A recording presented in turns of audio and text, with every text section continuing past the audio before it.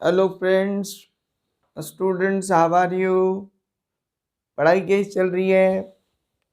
लीजिए, आज हम एक आपके साथ न्यू टॉपिक डिस्कस करते हैं। लिटरेरी फॉर्म एक आपका बहुत ही अच्छा फ्रिक्वेंटली एग्जाम्स में पूछा जाता है सभी तरीके में, एकेडमिक, कॉम्पिटिटिव और सभी प्रकार से आपके लिए हेल्पफुल होगा। हम इस फॉर्म को, इसका मीनिंग, ओरिजिन, इसकी डेफिनेशन और इसके प्रकार, मैट्रिक अप्रोच, थीमेटिक अप्रोच, सभी को डिस्कस करेंगे, जो आपके लिए वन बाय वन क्वेश्चंस के आंसर्स होंगे। ध्यान से आप सुने। सबसे पहले यदि हम बात करते हैं मित्रों, elegy. Elegy is originated in Greek and Roman literature. सबसे पहले आपका एलिजी का यदि उद्भव हम मानते हैं तो इसका ग्रीक लिटरेचर और रोमन लिटरेचर है।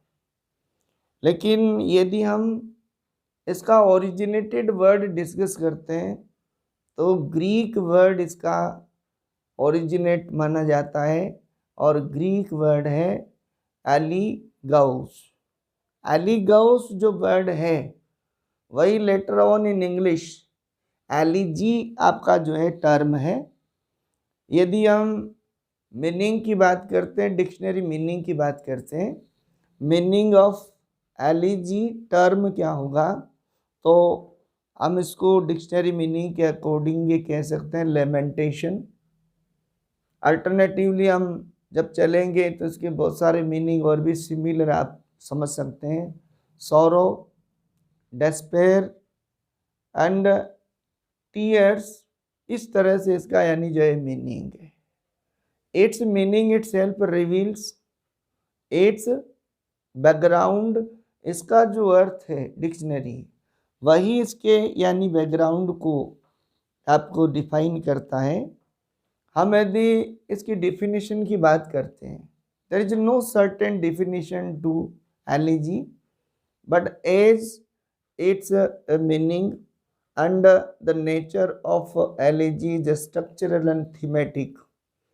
थीमेटिक और स्ट्रक्चरल जो इसका है स्टैंडर्ड बैकग्राउंड, उसके अकॉर्डिंग यदि हम बात करते हैं तो elegy is lamentation, a mournful poem.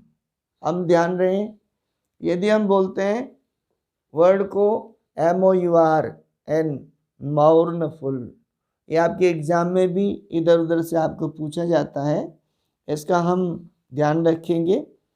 इस वर्ड को यदि हम ओरिजिनेटेड बात करें तो ये जो वर्ड है उसको ओरिजिनली सिसिलियन ग्रीक पोइट थियोक्रिटिस और आगे जाकर ये कंटिन्यू रहा रोमन राइटर वर्जिल तक ये चला।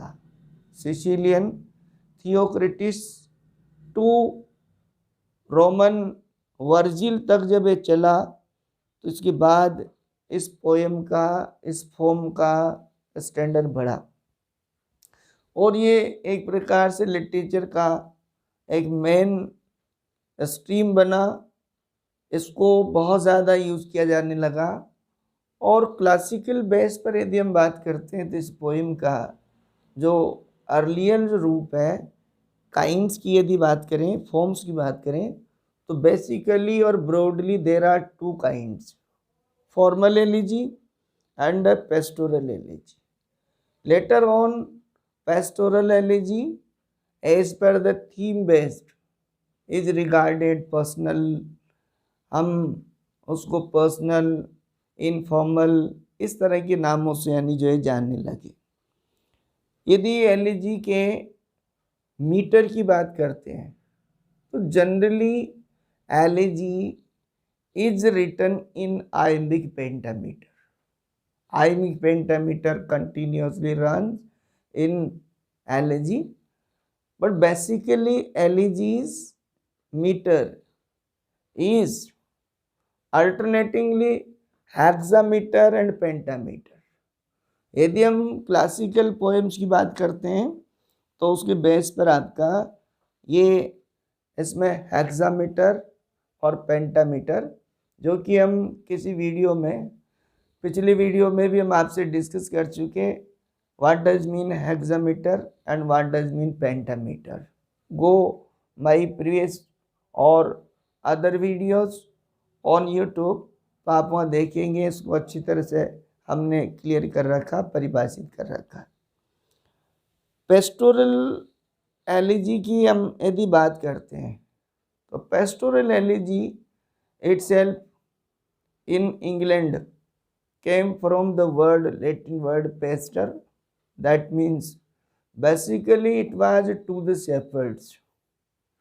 मूल रूप से ये कविता a shepherd lamented for a dear departed shepherd।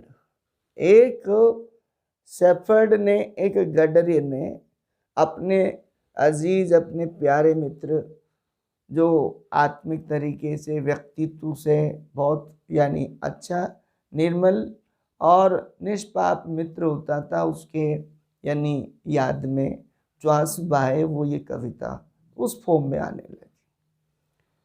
Pastoral elegy means, यदि हम बात करते हैं तो a great loss, personal, institutional loss, social loss, इस तरह का आगे जाकर यानी कविता की थीम बनने लगी। इस थीम में आगे बहुत सारे यानी पोइट्स ने इसको अप्लाई किया, और मॉडर्न पोइट्स ने जो बेसिक आपकी क्लासिकल थीम थी, उस थीम को अपने तरीके से ये कहा कि not only the death of a certain fellow, न केवल किसी व्यक्ति की मौत, बल्कि moral values lost over such topics elegy के approach in poem should be और मस्ट बी। और इस तरह की पोएम्स आने लगी। लेकिन यदि हम बेसिकली नोटेबल एलिजीज की बात करते हैं तो सबसे पहले जो बेसिकल एलिजी है वो लिटरेचर में स्पेंसर, एडमंड स्पेंसर की Astrophel written over his friend Philip Sidney. ये पोएम आपको एग्ज़ाम की दृष्टि से याद रखनी है, नंबर 1। और नंबर 2 आपकी जो पोएम है वो याद रखनी है Milton to his friend King Edward पर जो लिखी गई थी, King Edward Lycidas by Milton. तो शैली की पोएम जो है एडोनिस, जो कि उसके अजीज मित्र जॉन कीट्स के मौत पर लिखी गई।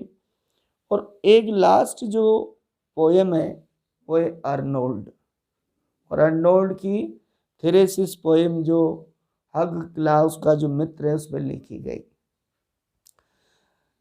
हम मॉडर्न पोइट्री की यदि बात करें तो बहुत सारे पोइट्स डर्ज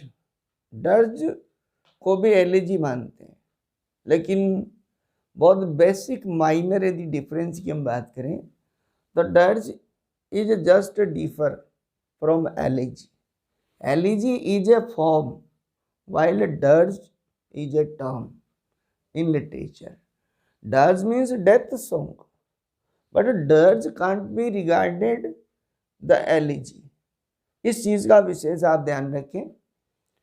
इसमें अलग अलग पोइट्स ने अलग अलग मीटर्स, अलग अलग सिलेबलिक यानी जो है पैटर्न अपनाया, लेकिन आज मॉडर्न में एलिजी के लिए सर्टेन कैरेक्टरिस्टिक्स और outstanding characteristics are not regularly followed. आज मॉडर्न में थीमेटिक बेस आपकी यानी एलिजी को माना जाएगा। Structural fully followed not necessary the regard.